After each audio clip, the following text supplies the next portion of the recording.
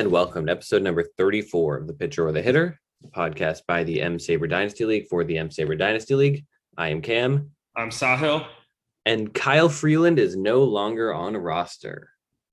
Thank God. I said this last week. I said Andrew was going to lose because he added Kyle Freeland back. I told him that on Monday morning before he left, and sure enough, he lost. So I think he learned his lesson because he cut Kyle Freeland tonight. But we shall see. The curse of Kyle Freeland might be a real thing. Yeah, it is. I mean, Kyle Freeland, I had traded him to Andrew for a pick and then some conditional picks. We just had some fun with the conditions. This week, he faced off against the Reds. He pitched really, really badly, gave a bunch of homers. I sent into the Slack, Kyle Freeland sucks, to which 8 people responded with the can emoji. Gotta love it. And even still, it took 2 days for Andrew to cut Kyle Freeland, which is fun. He added Vladimir Gutierrez, and I was surprised that Eric hadn't added Vladimir Gutierrez to his minor league roster already, because he's made 3 or 4 really solid starts now. 3 starts, all with one or two earned runs allowed. On his most recent start, he went 7 innings. His ERA is down to 2.57. And kind of feels like the type of guy Eric would have added by now. But Andrew owns him and not Kyle Freeland. What a pitcher. How he was 4th in the Cy Young in 2018, I will never know. Yeah, he had a great year. His ERA is now exactly 9, 17 earned runs in 17 innings. As long as he doesn't raise that ERA to 30.86, then I won't have to give Andrew a pick. I really hope he does. Yeah, it'd be difficult, I think, with more than 1.2 innings. But you do never know. And not only does he have 17 earned runs and 17 innings pitched, he has the exact same K and walk rate of 4.76 K per 9 and a 4.76 walks per 9. Maybe he's a new Chris Davis if he could string this together. That is just miserable. No, very, very miserable. Kyle Freeland, poor guy. Speaking of Chris Davis, shout out to Connor for finally cutting him. Yeah, Chris Davis with a K, the king of 247, was released by the Rangers. Is that who? Yeah, the Rangers. Yes, the Rangers who've now owned both Chris's Davis. It took Connor a few days to cut him, even though Connor had been active in making other moves for a few days. It did take a few days to get rid of Davis, but he is now a free agent as well, free for anyone, including you, the listener, to add. But yeah, some bittersweet drops, I would say. Yeah, it's really the end of an era. It's weird because when we started the league, Chris Davis is actually relevant, and now he's very much not. It's interesting to see. I feel like we've been doing this now long enough, especially for you and me who have been here from the very beginning, to see some of these players that were relevant year 1 or even year 2 are just no longer really good. So it's going to be sad the day that Anthony has to cut Mike Trout. That'll truly be the end of an era. I don't know what we're gonna do. We're gonna have to throw a funeral or something. The one I'm really worried about is when the Will Smiths retire for Andrew, because at least Anthony's named Team Resnick. What's Andrew gonna do? He's gonna come up with a different name. Maybe he'll some sort of Torkelson related name. He'll be up kind of soon. He's up in AA now.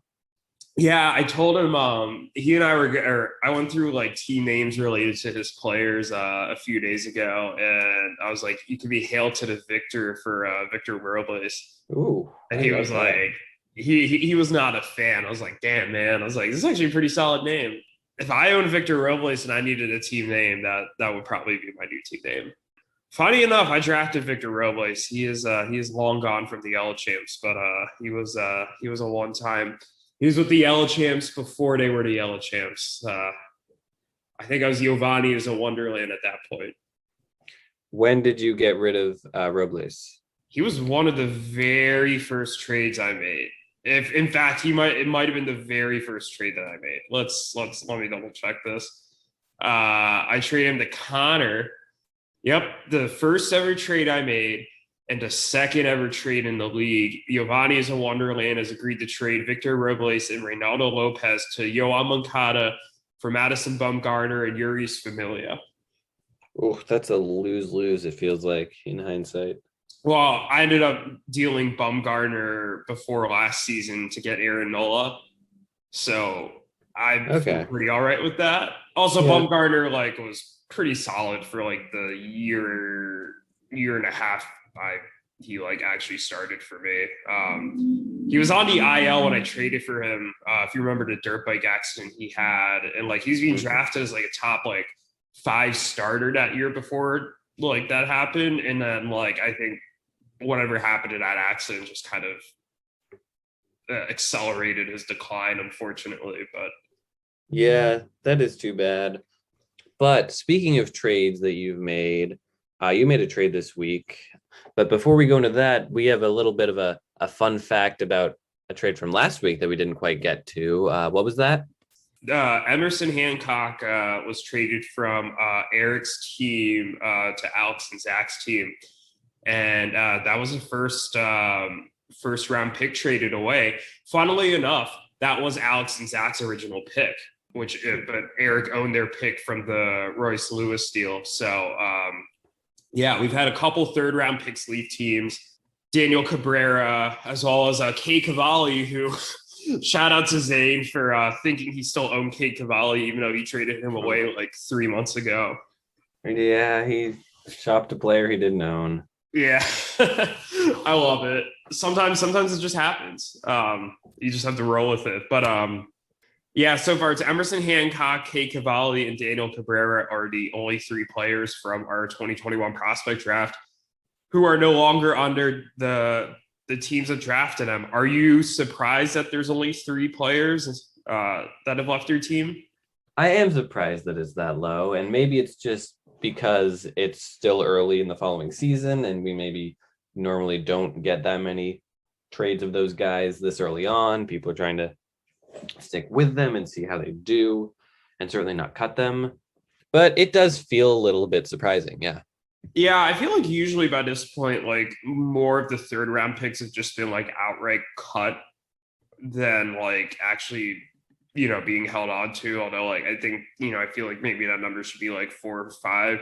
I will say the minor league season starting later probably helped keep some of these guys on rosters a little longer because we probably only have about a month of kind of evaluating them.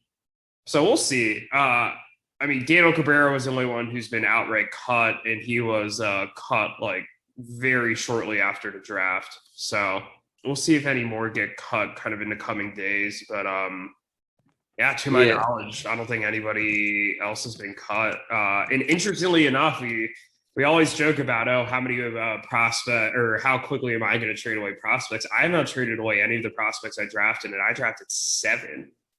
Yeah, I'm proud of you. You've been really sticking with your guys. You're turning into a prospect hound.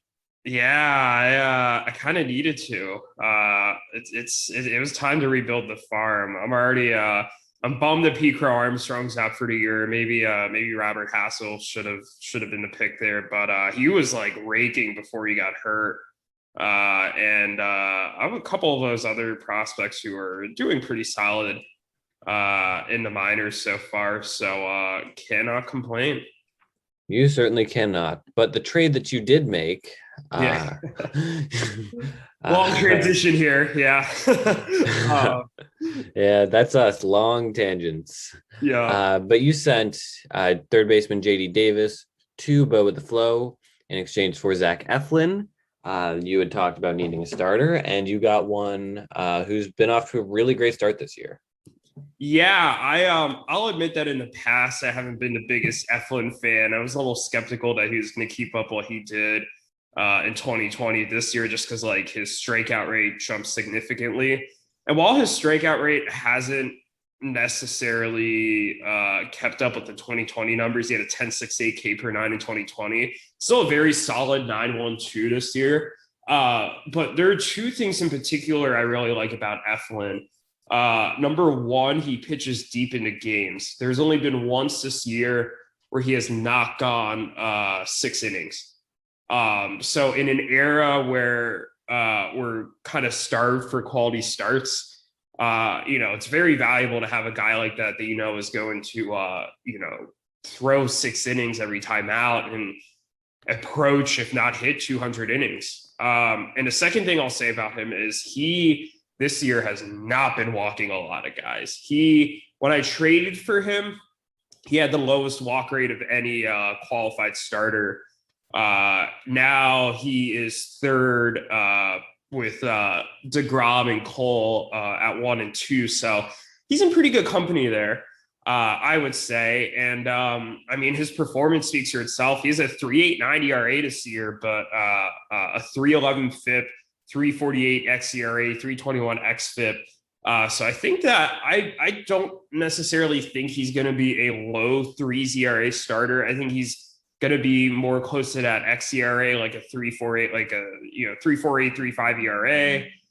I'm just a big fan of his. He does have a 3.43 BABIP, which I expect to come down. So, but overall, I think he's a solid starting pitcher, and happy to have him kind of in the mid to back of my rotation. Only 27 too, so he should be here for a while, hopefully. As for JD Davis, not easy to trade him. I really like the bat. He has a 202 WRC plus this year, actually, which a 5.83 BABIP will do that. But he's only done it in 48 plate appearances because he has 2 separate IL stints, including a sprained left hand right now that's kind of prevented him from swinging a bat. So once I got Eugenio Suarez last week, I kind of thought hey, JD Davis is a bit more expendable. I still had him or Suarez, Chapman, Biggio, Muncy, all third base eligible. So it just kind of ended up being a depth for depth trade. And I think this should work out for both sides. But I am sad to see Davis go. Yeah, you pretty much hit every note I was going to hit. I like Eflin. He's only 27. It feels like he's been around a lot longer than that. It has, yeah. And he's pitching well, and he's kind of pitching better than his ERA, which is certainly good. Davis is a guy I like a lot, and I didn't really have a ton of room for him. Otherwise, I would have maybe put in an offer, but I don't think I would have been able to give you anyone better than Zach Eflin anyway.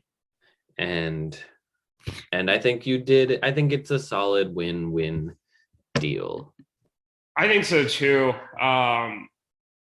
Although one thing I do wonder if I'm Clayton and Jake is if would it have made sense? I know they had the need at third base. Would it have been easier for them just to keep Luciano and go and get JD Davis? Or was it better for them to go and get both? I guess they didn't know they were going to get Davis when they made the Machado deal. And maybe, obviously Machado's a great player. I'm not faulting them for that, but definitely interesting. Also, one more tidbit. Before the season started, Machado and JD Davis were both on Alex's team, and now they are both on Clayton and Jake's team. So just kind of interesting how some of these players get traded, like where they go to, stuff like that. So, yeah, there's a lot of movement there, and Jake certainly is kind of buying in, trying to get as many bats to get himself back into the playoff push. And that feels like a great segue to talking about the matchups. If I'm not wrong, that was the first matchup we were going to talk about. Yeah, that's what I was going for. Good spot. There you go. I'm sorry, I just I called it out. I should have let it be more subtle. But yes, we are. This podcast is not subtle at all, so you can just call out exactly what we're doing. I love it. But yeah, Clayton and Jake beat EBO with what Zane just called on a podcast a day like I had in the finals. The Sunday of the finals. They had a 468 OBP today, 5 homers, 14 ribbies. Jake and Clayton did, and what looked like a matchup that was destined for a tie ended up being a win for Clayton and Jake. Why don't you start with your thoughts? Yeah, this one felt like a tie. It was tied and kind of maybe slightly on EBO's side for most of the week, but it was it was pretty tight the whole time. And then suddenly Bo the Flow turned it on Sunday. They drove in 14 runs. They had a 464 OBP, 468 rather. And they feel like, I don't want to say they're back or anything, but they really needed to go out and prove it this week, and they did. They had a phenomenal week. They would have beaten me, and this would have been the first time all year they would have beaten me in a matchup. Fun fact. And they did well enough. The OBP led the league this week. The strikeout numbers weren't exactly there, but you don't really need big strikeout numbers against EBO, and they only started 9. So if they were playing a different team, they could have maybe done that differently. But they had a solid week on the whole. And as for EBO, I mean, I don't know about you, but it feels like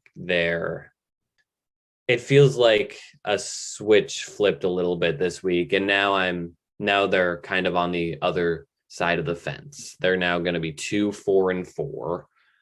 And I think maybe going into this week, I thought, okay, despite their early struggles, I still think of them as a playoff team.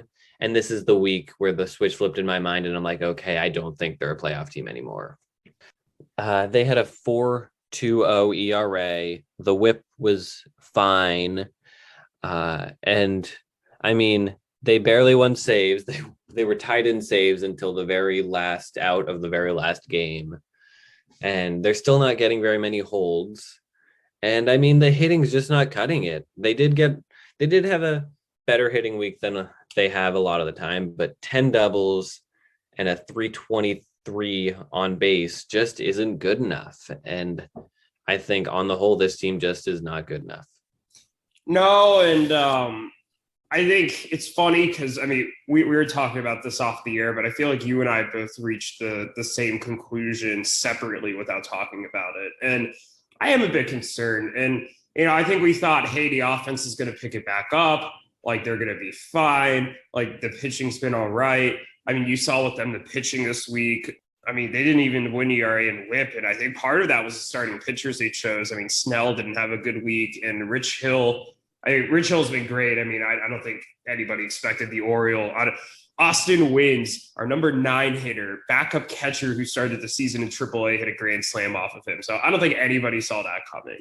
So can't fault him for starting him. But, I mean, they still did lose the ERA and whip, and then just didn't do enough in the offensive categories. I mean, and it wasn't even that bad of an offensive week for them. It's like the 323 OBP wasn't great. And in theory, 3 hitting categories with their pitching strategy should be enough, but it wasn't. But I mean, here lies the problem is like I said, they had one way to win because the ERA and the whip didn't work out. Like, they weren't able to overcome the fact that they split the hitting categories.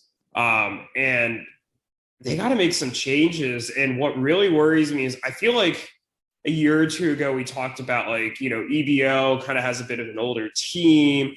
Like, they're going to kind of be in this kind of maybe rebuild phase or need to retool. And I think Zane retooled this team this offseason, but I don't think they necessarily got that much younger. I mean, Goldschmidt, Rendon, Marte, Blackman, Yaz, LeMahieu, Cruz, Votto, Lowry, and that's 9 bats are all over the age of 30. And in Cruz's case, over the age of 40. I wonder if they have all these picks too. I wonder if it's time to tear this down a little bit. God, I don't know. Like, Nelson Cruz should not be on this roster, in my opinion. He's 40. If they're out series contenders this year, then why is he on the roster? Like, why is Joey Votto on that roster? That's the thing.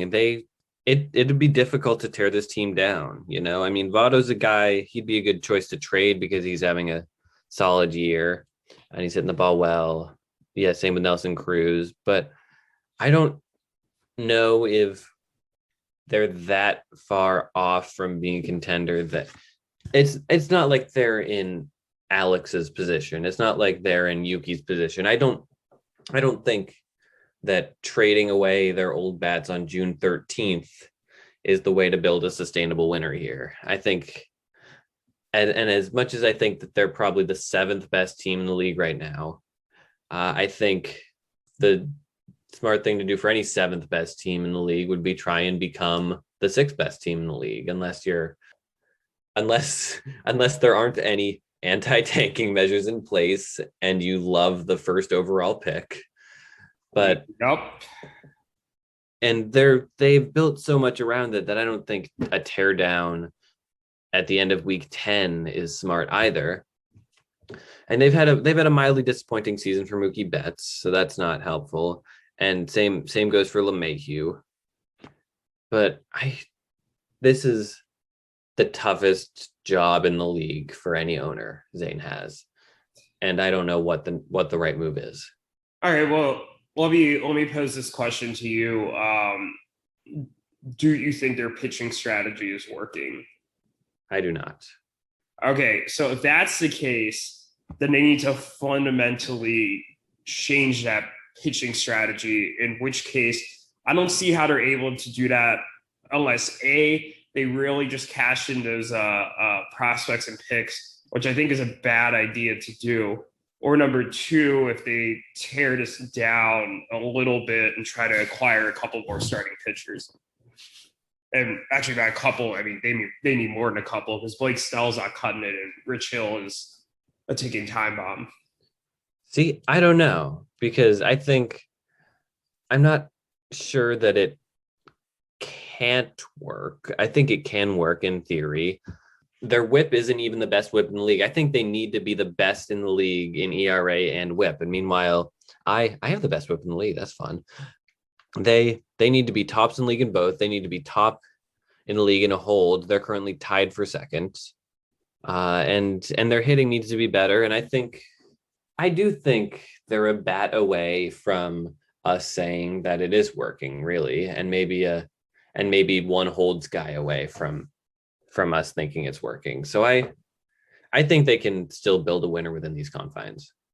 Yeah, I mean, I think they can too. I just question what the ceiling is, just because like it seems like they have like a high floor and a low ceiling, where like their strategy is set up so they're going to win a certain number of pitching categories each week, and they have the bats to at least carry a couple of hitting categories. But because they're capped at like 3 to 4 pitching categories a week, they're never going to win games like 9-3, 10-2. They're always going to straddle that line of will they tie, won't they tie? And I don't know how sustainable that's going to be against some of the better teams. Here's a fun fact. Looking at whip, totally off topic, but I have the best whip in the league, and yet I've only won whip 5 out of 10 weeks. That is super fluky and unlucky for my team. Are you serious? Yeah, I'm winning whip half the time despite being the best in the league at that. That's nuts. Yeah. Yeah, we were saying, we'll get into my team later, but we were saying off air, EBO's getting unlucky with their matchups, playing hot teams. I'm the same way, except I'm actually pulling them off in the end somehow. I love this self-promotion you're doing right here. I am. Hey, I love my team. No shame. I am. This is a podcast by us for us. Yeah. Screw the rest of the league. No shame. If there's, I was on here once talking for 20 minutes about a trade I made without pausing. So if I could do that, you could do some self-promotion from time to time. Oh, but let's you want to dive into Clayton and Jake quickly here.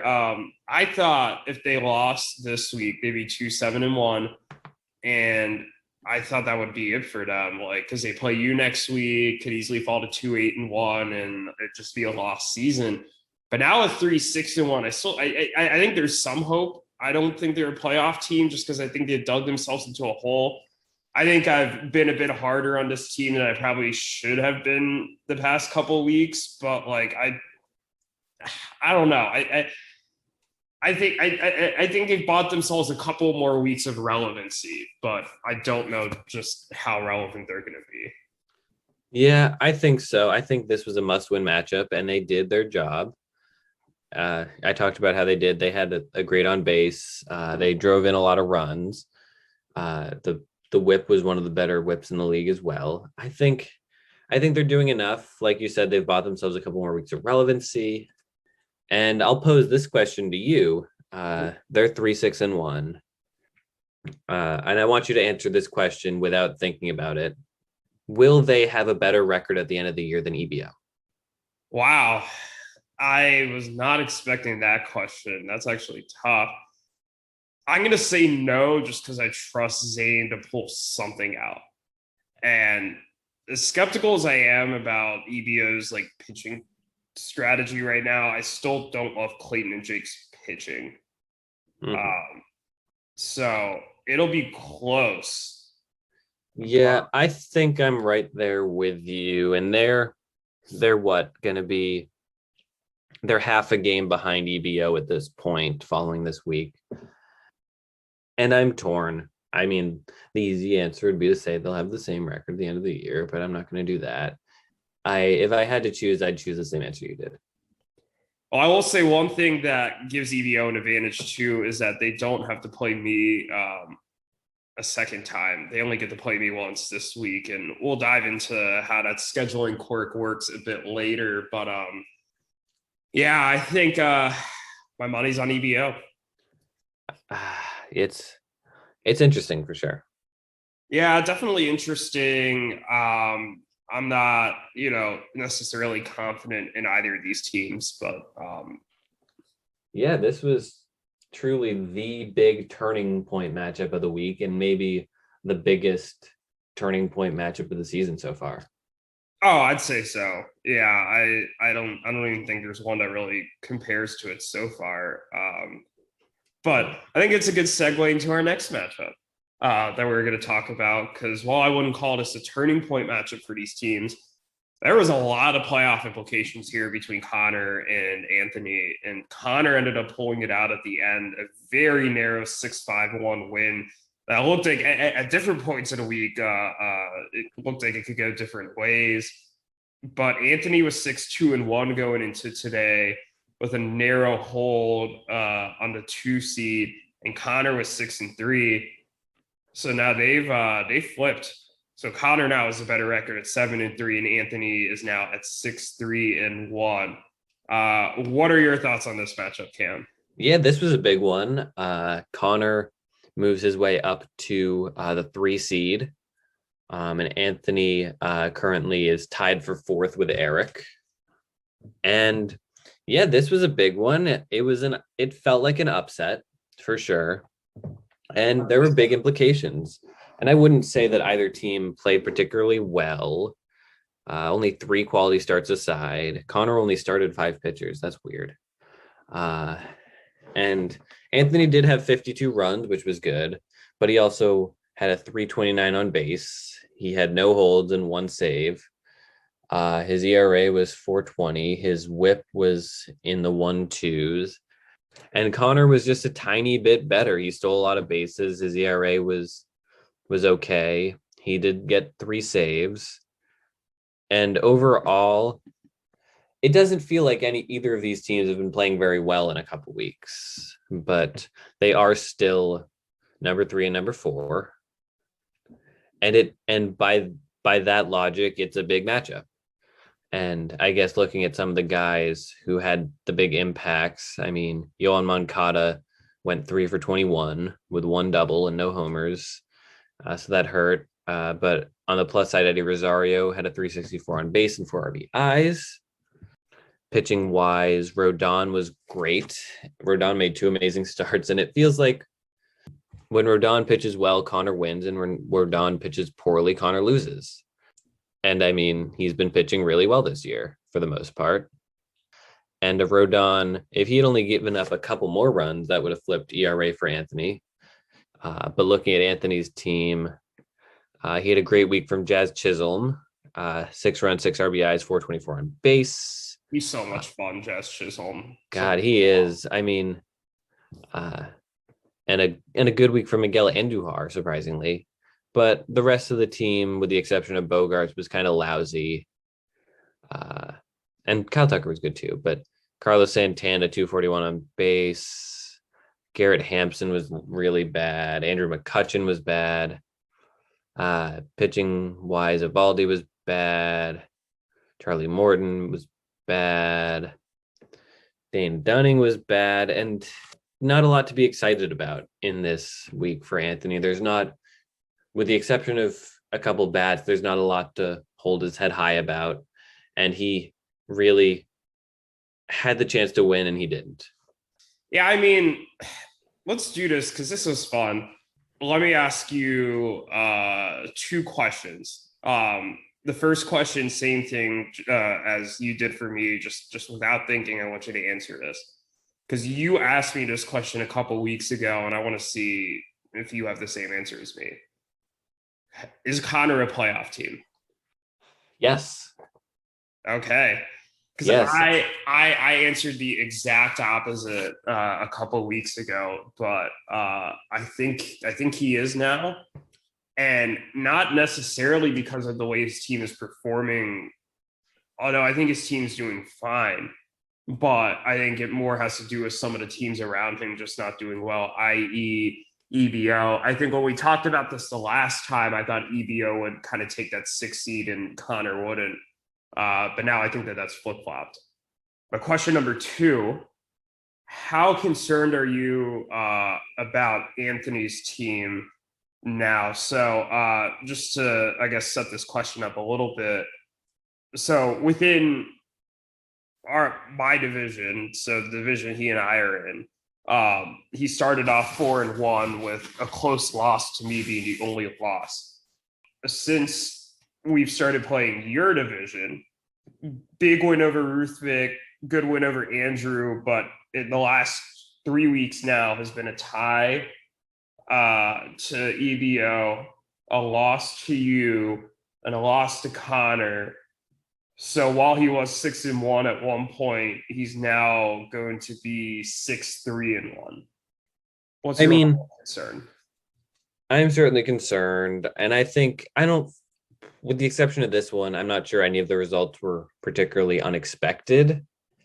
And I think your division's so bad. I think he can rack off a few wins against some of those teams. And I think he can still find himself as the 5 seed, especially since the race for 6 is a total mess. I still think he's a playoff team. And I think this loss will certainly hurt him down the line, but I would need to see him lose to a worse team than this before I get concerned. Yeah, I mean, I think these teams are relatively evenly matched. So while I think this is a disappointment for him in one of those matchups that, like, if I was Anthony, I'd be like really like needed to get this. But at the same time, like I think you're dead on. I don't think it's the equivalent of losing to like Yuki. Yeah. So I think that I'd be a bit concerned if I was Anthony, and maybe he gets a bit healthier and that helps solve some of the problems, i.e. getting Trout back, getting Laureano back.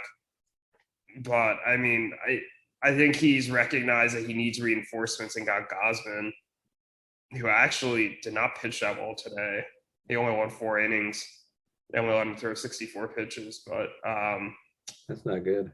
Now, I wonder if it relates to he's been dealing with like an injury all year, and it hasn't prevented him from pitching, but he did have an MRI like a week or 2 ago, and I wonder if it's related to that. But that'd be a huge loss for Anthony if that's the case, but I think Anthony should be relatively fine. I agree. And kind of going back to the Connor question, my answer was for the same reasons as yours. In that I think this week EBO dropped out of the playoff spot, and I think someone had to take their place, and it was Connor. So I think there do have to be 6 playoff teams, no matter how good the teams are. Someone's got to get that 6th spot, and I think right now he's in 3rd place this year, so it's a little harsh to say, oh, he's the front runner for the 6th seed. But yeah, he's a front runner for a playoff spot. Yeah, no, I think so too. And what's crazy to believe is that Connor came damn close to actually having a bye at this juncture.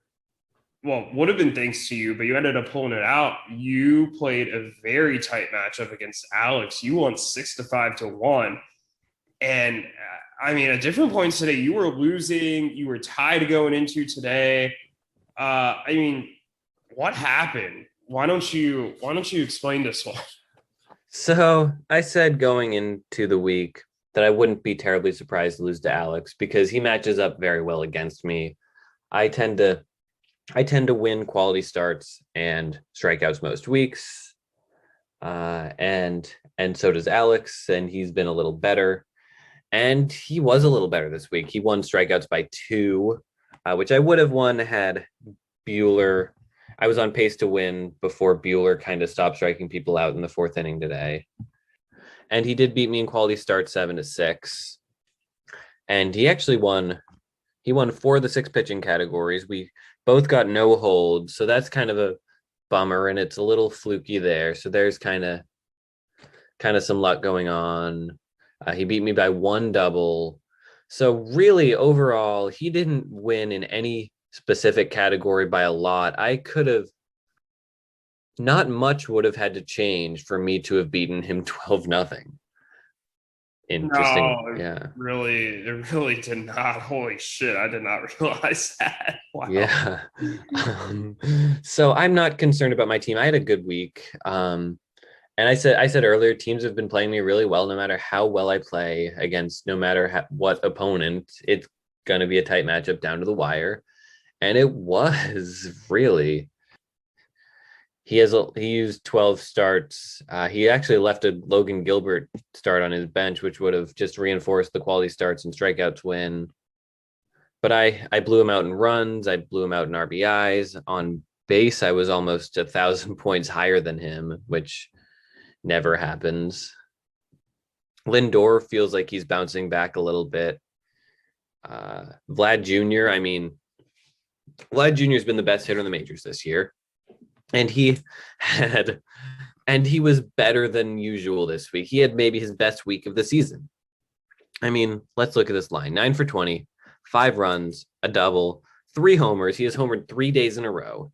He drove in 8 runs. He walked 6 times, and he even stole a base. That base that he stole won the matchup for me. It would have been a tie otherwise.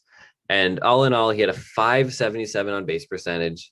Vlad Jr., I mean, my God, I love this man. I've met him in person. He's very cool. And he's remarkable. He's tearing the cover off the ball. And he is single-handedly carrying my team. Remember when we briefly talked Max Fried for Vlad Jr. in the offseason? Yeah, I mean, yeah, this offseason, he wasn't like a guy I wanted to get rid of, but he was in trade discussions for the first time ever because I was a little bit concerned. And I'm glad I held on to him. Same thing with Bryant. Yeah, Chris Bryant has been nothing short of great this year, and great before he hits free agency. And I'll be curious to see if he's able to keep this up the full season. But I mean, he looks like he did a few seasons ago, and he's healthy for now. I think that's a big thing with him. If he can stay healthy, I think he'll hit. But he does have that injury history. And that's the only thing that gives me a little bit of pause of being all in on him. Yeah, hopefully he lands somewhere that continues to let him play multiple positions. Yeah, I mean, funnily enough, Chris Bryant was also somebody I inquired on this offseason, and those trade talks didn't get fired because I think we had different conceptions of what the price should be. I wanted to send you JD Davis and some other stuff if I recall correctly. Mm-hmm. But yeah, I wish I owned him. That try eligibility he has right now is really nice. Well, 3rd outfield and first base, I think he got. Yeah, absolutely. He does. Did Rizzo land on the IL at some point? Like, I'm surprised Bryant. He did. Rizzo was hurt for a little while early in the year. Oh, okay. Because I was going to say otherwise, it's like, I don't know how Bryant would have played 10 games at first, but yeah, that makes more sense. Yeah, but God, he's been great to have. And I wonder if part of the reason behind my success and EBO's failure this year is the fact that I kind of stood pat the year following a weird fluky 60 game season, and they made a lot of big moves the year following a weird fluky 60 game season. And it's hard, people's perception of value is kind of skewed and maybe incorrectly. And I kind of avoided making snap judgments and doing something following a bunch of weirdness, and that's helped me so far. And the small moves I made, Gene Segura has been one of the best players in baseball. He's got a 381 on base, and this week he drove in 8 runs with a 542 on base percentage. And Jock Peterson has also been, he hasn't been amazing, but he's been a worthwhile bat. Whereas EBO overhauled everything in a turmoil filled year, and it backfired. So I wonder if there's something there. Yeah, I mean, I'm not going to speak to the pitchers that they traded away because obviously that was just part of changing a strategy. But I just went through quickly. If you look at the bats that they went after, I mean, I think there's some merit to that.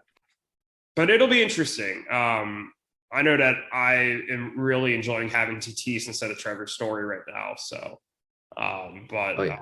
we'll see if these bats can bounce back. Even when we're talking about other teams, we talk about EBO. Yeah, then we talk about EVO more than we talk about other teams.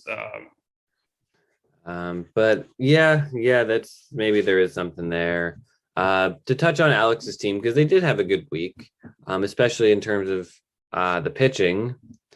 I mean, the ERA and WHIP were solid, good enough to win.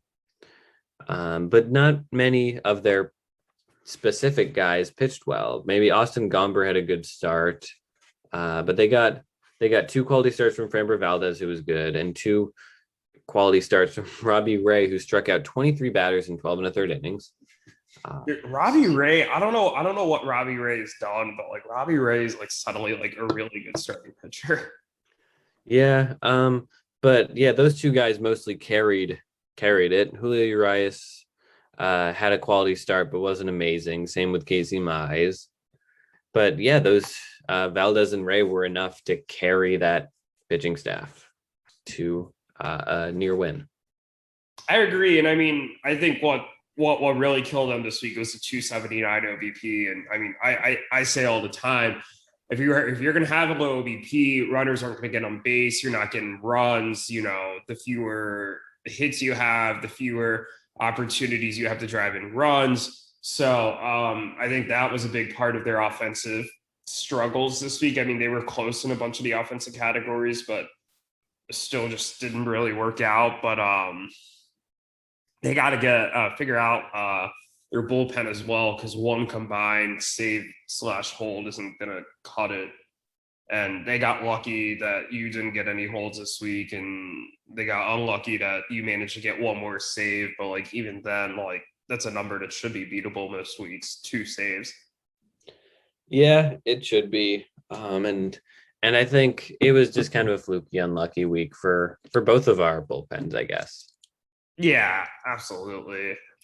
Speaking of bullpens, you want to move to the next matchup? Yeah, which one was that? The one where we speak of bullpens? Eric versus Daniel and Alex. This is a big holds battle here. 6 holds for Daniel and Alex versus 5 holds for Eric. But Eric pulled out the win overall. He won 7-4-1. But I mean, this one was pretty close too. There's a couple times where it was like tied, or Eric barely had the lead, or vice versa. Eric pulled it out, but what do you think about this one? Yeah, this one kind of could have flipped. It didn't end up flipping, but I think the Bellies, they were winning OBP until the very last batter of the very last game when Arenado made an out. They were winning by 1/10,000th of an on-base percentage point. But yeah, WHIP was tight. They could have won in with just one save too. In addition to that, they could have done it. And once again, they're not paying attention. They're not setting their lineup, and they had their 3rd really good week in a row. I mean, Yeah. yeah, a good ERA, 6 holds, slightly better than average on base, 18 doubles, 5 steals, 42 runs and RBIs each. That's a good week, legitimately. If they even paid just a little bit more attention, like this team would be a playoff team. But unfortunately, they're not, and they're going to lose matchups like this because of that. But yeah, I mean, I think they played well. I think Eric played well as well, but especially offensively, I mean, 59 RBIs is a great week with the bat. Although the OBP maybe could have been a bit higher, but overall, very very solid from him.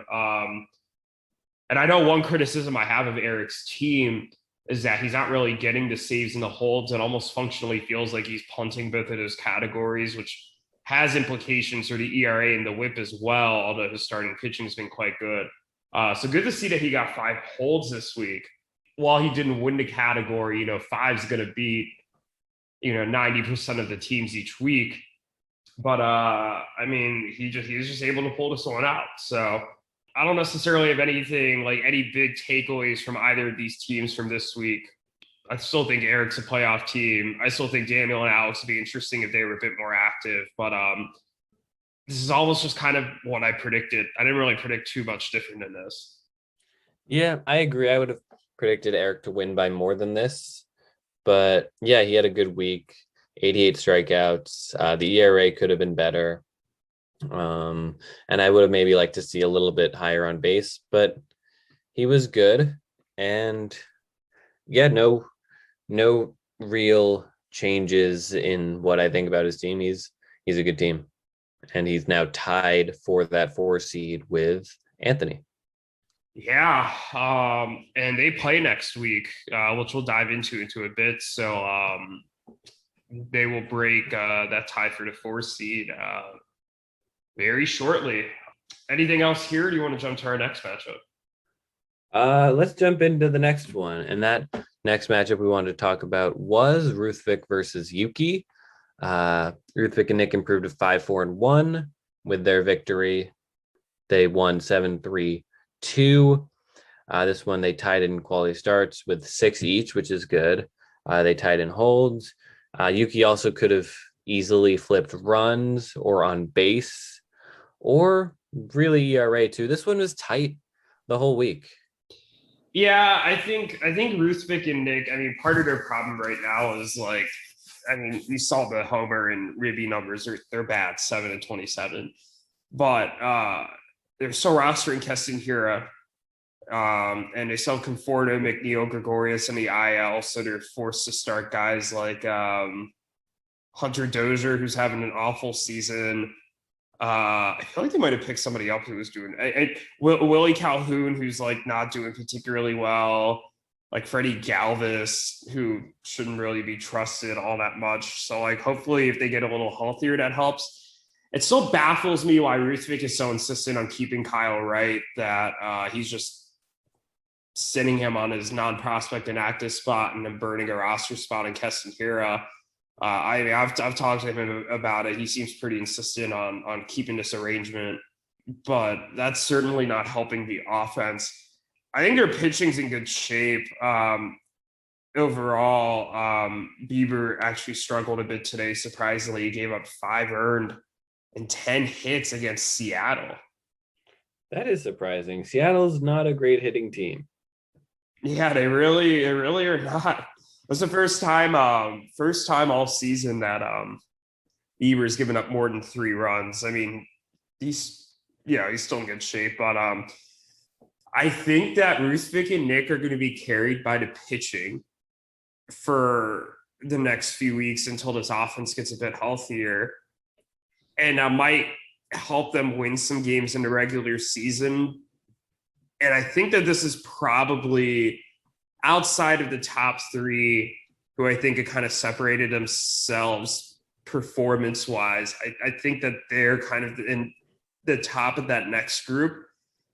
But I don't think they're a serious contender to win a playoff game unless they can go out and get another bat or two. Like, if EBO ever sells, Like I feel like Rusvik and Nick should pounce on like Nelson Cruz and maybe like a Joey Votto, something like that. Yeah, I think they absolutely need another bat. I mean, Willie Calhoun is not cutting it. And they're they're right there. They did lose a few matchups because Ruthvik was in finals mode. So their record maybe should be a little bit better. And it's tough because they're at this point probably gonna be one of the 5 or 6 seeds. I guess they can work their way up to 4, in which case they'd be playing probably Anthony. So that wouldn't be terrible. And I think I wouldn't say that they're not going to win a playoff series this year, but they're going to be playing a tough team in the first round, and I don't know what to fully make of them. We'll need a couple weeks to kind of figure out what this team is. Yeah, I mean, I think you're right. They kind of have the feeling of a one and done team at the moment. Looking at their schedule here, they did start off pretty hot, and then things have been a bit more turmoilish the past couple of weeks. I think overall they're going to be fine, and I'm not particularly concerned. They don't give me like EVO vibes where I feel like I'm jumping off the EVO ship. I think that this is a definite playoff team and still, I think, probably a top 4 team in the league. But yeah, I mean, the holes are there. It's the pitching is so strong where they're going to be able to they're going to be able to compensate for the hitting a lot of weeks, but I just don't think that'll cut it into playoffs. Yeah, I agree. But anything can happen in the playoffs. You never know. Right. And I mean, they're still a playoff team, absolutely, and they won this week. They did beat Yuki, and they didn't beat him convincingly, and they did only have 7 home runs and 27 RBIs, but they did win to improve and move themselves above 500. So I think I'm not going to be fully negative about this team. No, I'm not either. I respect what they've done, and I know that. So, like last year, if you recall, I mean, come playoff time, this team or Ruth McGinnick's offense was on fire, and I mean, they looked like they could just like run their way through the championship and win the league. And I mean, EBO beat them in the semis, but I mean, this looked like a team that was ready to win the league. So I don't suddenly think that this team has gotten significantly worse. In fact, they're kind of like you. They didn't make too many moves this offseason. But I also don't necessarily think that this team is a lot better or that I'm more confident in them than I was last year. Yeah, that sounds about right. They're about where they were. Yeah. Do we want to dive into this last matchup here?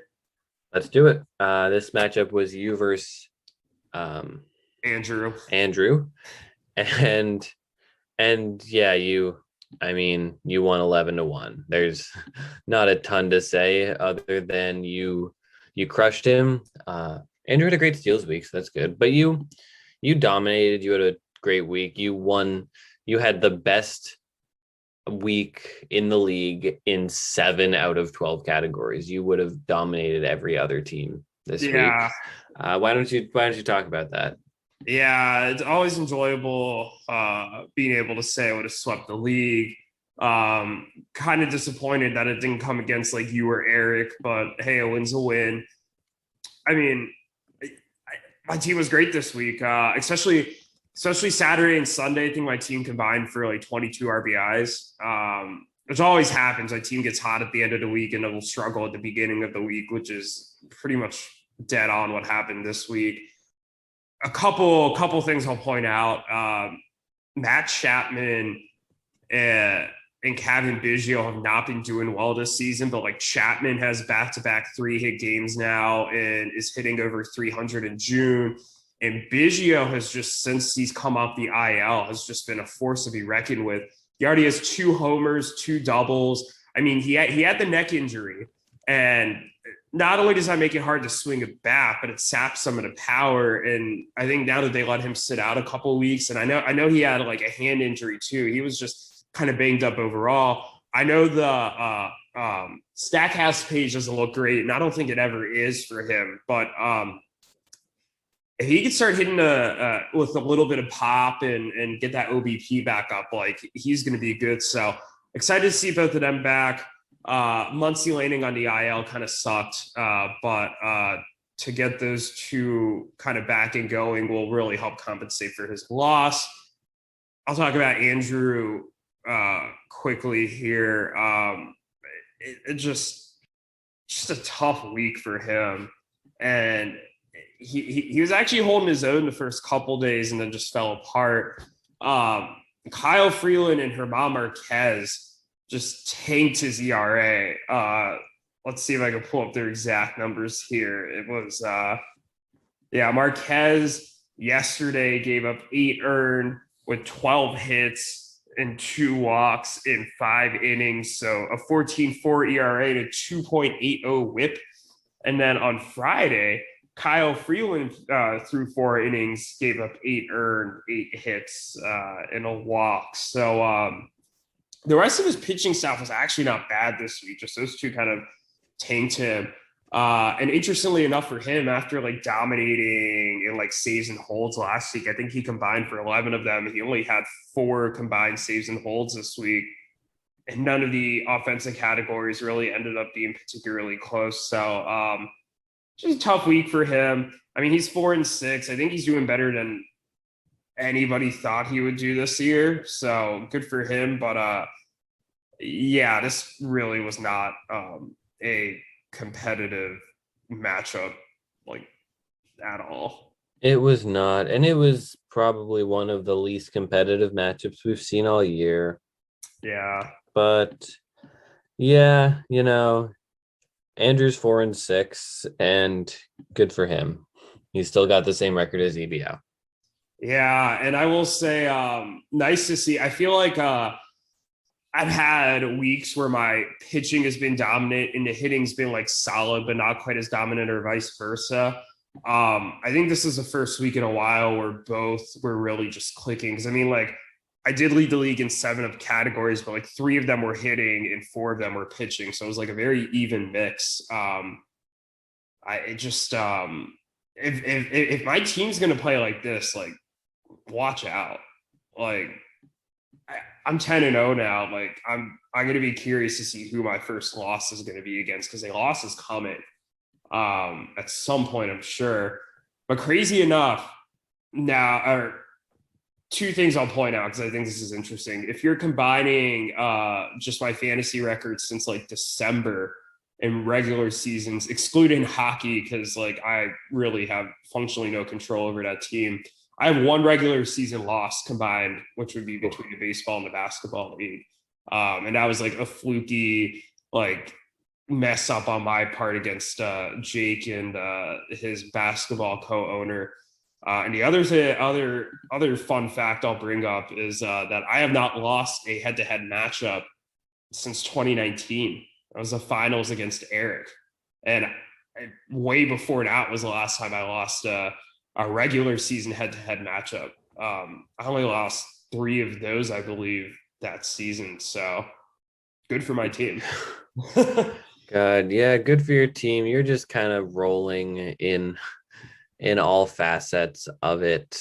I mean, your last regular season matchup in this league, you have to go all the way back to week 18 of 2019. That was August 5th through August 11th. You lost to Eric, who was then known as Walk It Like I Balk It. He beat you 6-5-1. So very tight. I mean, if you had if you had gotten 1 more hold, you would have tied the matchup. Eric that was the week where he had 110 strikeouts, which was not equaled until last week, actually. But that was kind of a matchup where all of the categories were mostly decided. I guess he could have flipped whip. And I mean, you haven't lost since then. What were my other losses that season? If you have that up, I'm curious. Yeah, so that season, for that, you lost 6-5-1 to Moneyball, which I don't know if Yuki owned the team at that point, but he beat you 6-5-1. That might have been Matt Kickert and maybe Matt Schneider or one of the other owners. But you tied in stolen bases. You lost to a team that had a 7.35 ERA. Oof. That's Oof. funny. That's wow. Yeah, that's pretty bad. I like vaguely remember that week, and just like for whatever reason, you have those weeks sometimes where it's just like, how the hell did I lose this matchup? And that was Yeah. definitely one of those weeks. Yeah, they finished below 500 that year. They missed the playoffs. And your only other loss all season, it was a 5-4-3 loss to Ruthvik and Nick in week 6. So you did not lose a Yeah. matchup by more than one category. They beat you 5-4-3. You tied with 11 home runs each. You tied with 6 quality starts each, and neither team had a save. So you very easily could have won that. You also were one strikeout behind him, so that could have been one of the fun and super rare 4-tie matchups. Oh shit. But yeah, you have to go back to 2018 where you lost to find a matchup where you lost more than 6 categories That's nuts. in the regular season, at least. I mean, that's the very first season of the league. We're now in the 4th season. That's nuts that I have not had a regular season loss where I've gotten less than 6. I mean, damn. That's crazy. Yeah. you, God, you've just had an absurd string of dominance. I mean, yeah, week 17 of 2018, you tied against the team formerly known as Jordan Poole, currently known as Benintendi's Chicken Tendies. And the week before that, you got blown out by North Korea, still maybe my favorite name in the league.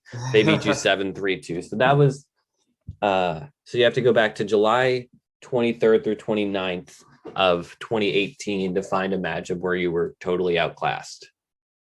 Wow. I'm speechless. I did not realize it was that much. Like I knew I had a couple losses, obviously in 2019. I didn't remember just how close those were. And wow, this is I'm like genuinely surprised. I'm not gonna lie. Yeah, I mean it takes some luck to beat you. It takes a tremendous week and a little bit of luck, and no one's going to beat you 8-4. Yeah. Wow. I'll knock on wood here. So we don't I know I don't jinx myself for next week, but What's the opposite of knocking on wood so I can do that? I don't know, not knocking on the air. Yeah. But yeah, I mean, hey, if I beat EBO next week, which I do not think is anything close to a guarantee, just because I think playing them is very tricky.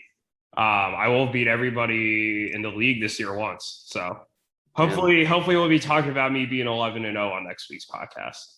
That would be fantastic. But for now, I am 10-0 and very much in control.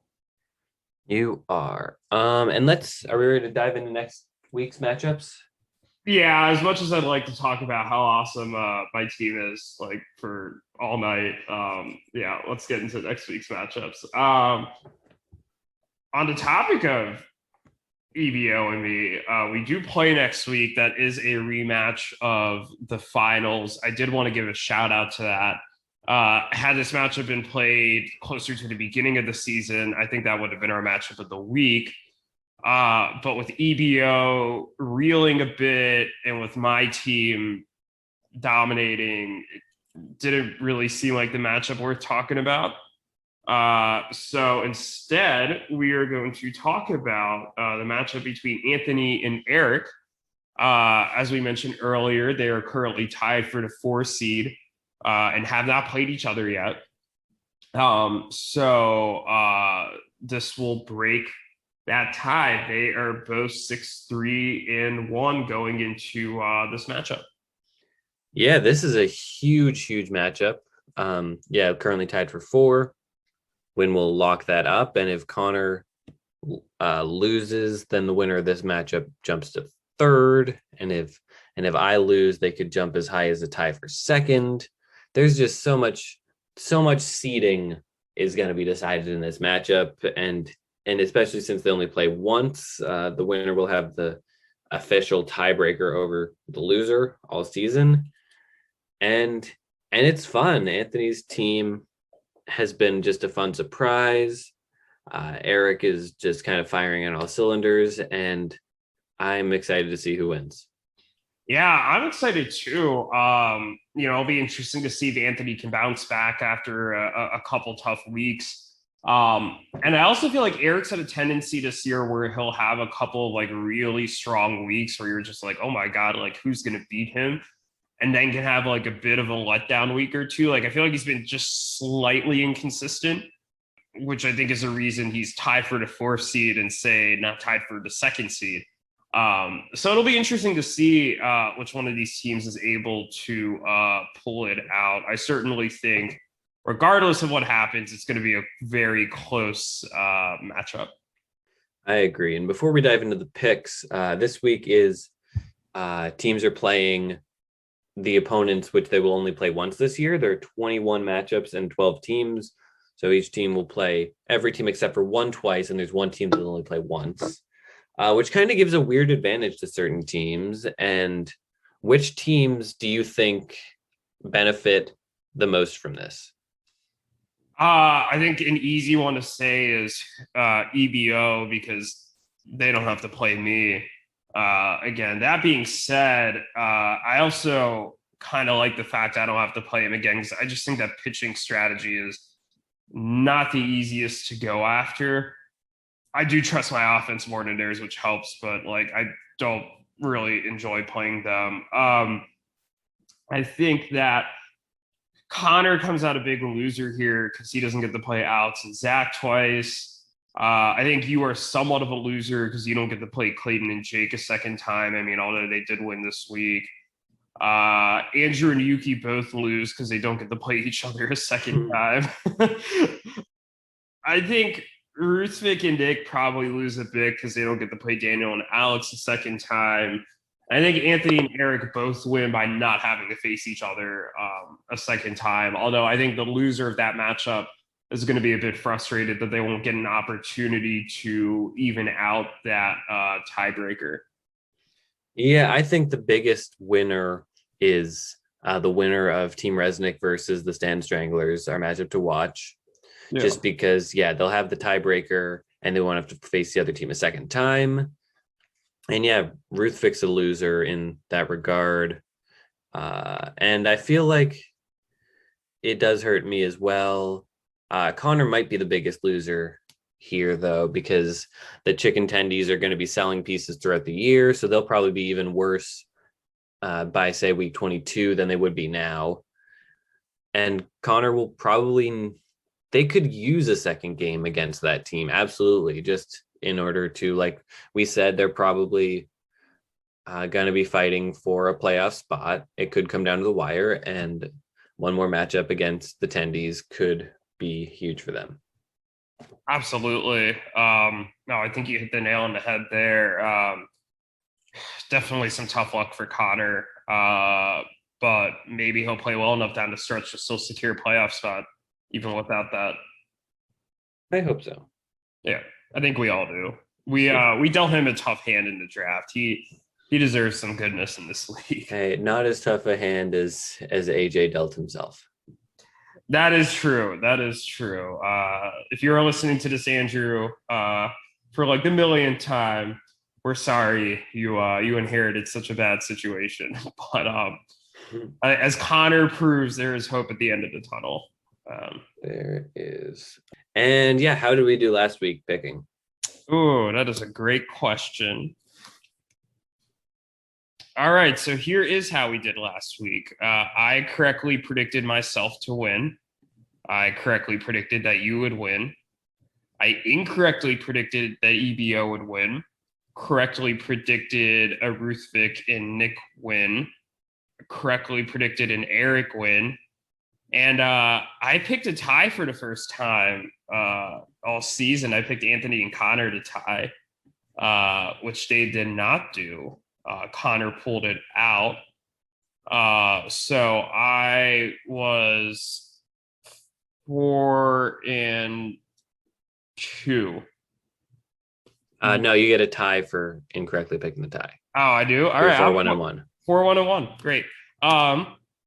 You correctly picked me to win. You correctly picked yourself to win. You picked EBO and Clayton and Jake to tie, which they almost did, but didn't. You correctly picked Ruthvik and Nick to win. You correctly picked Eric to win, but you incorrectly picked Anthony to win. So you and I finished with the same record, 4-1-1 on the week. Right, I'll take it. And both of us finished with better records than Andrew, who picked everybody to tie and nobody to tie. But shout out to the fact that he picked Anthony and Connor to tie 6-6, and it was 6-5-1. And he picked you and Alex to tie 5-5-2, which looked like that could have happened at a couple of points today, but did not quite happen. What did you end up winning? It was 6-5-1. Yeah, 6-5-1. So close, but not quite. And he specifically picked Eric and the Bellies to tie 4-4-4, which just did not happen. So Andrew is now 0-0-6 in our pick'em. He will most likely finish without a loss. So good for Andrew.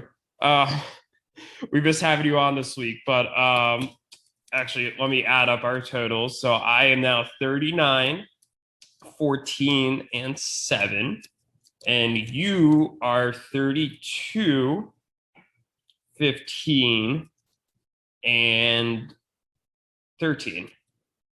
So yeah, no ground gained, but that's okay. Just chugging along. Yep. No ground gain, but no ground lost either. Exactly. And with that, it is time for me to make my picks. I will pick myself over EBO, even if we split the pitching categories, as I suspect we might. I think my offense is just better than theirs. My team's on a roll. While I'm a little afraid I jinxed myself by talking about how good my team is, I'll knock on wood again, just make myself feel better. I think that Connor and Connor will beat Alex and Zach. I think that you're going to beat Clayton and Jake.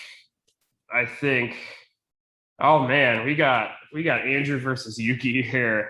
We got a big time rivalry, to be honest. I'm gonna pick Andrew. I've actually not done that bad picking Andrew this week or this season, and I'm gonna pick him.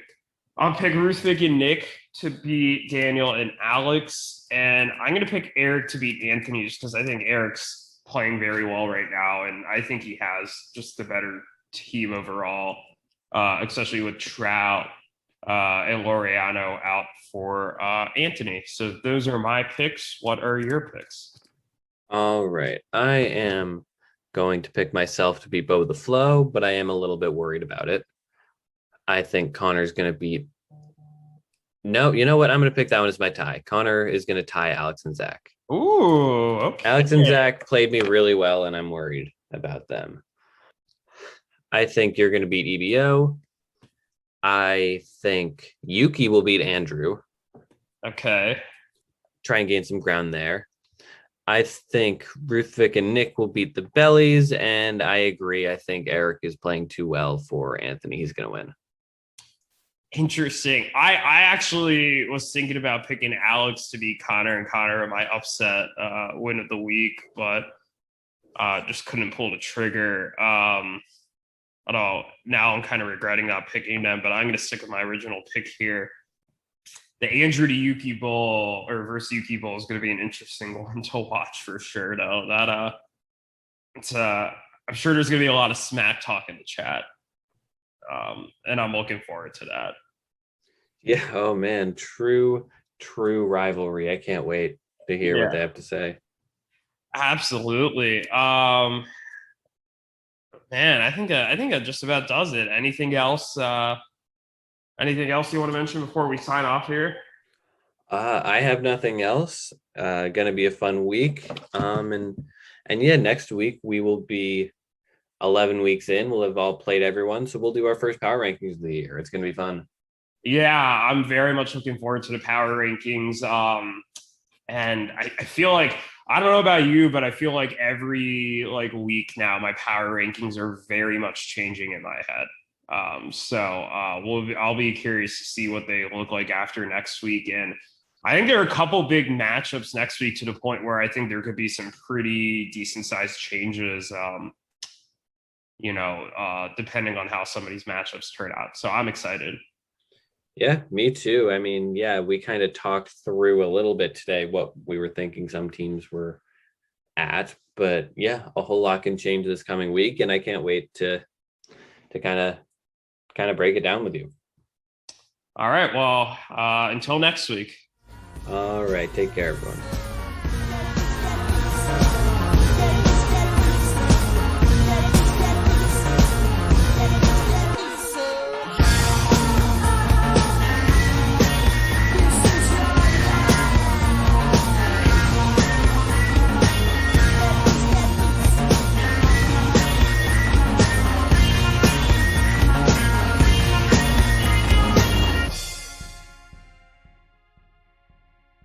This podcast is good.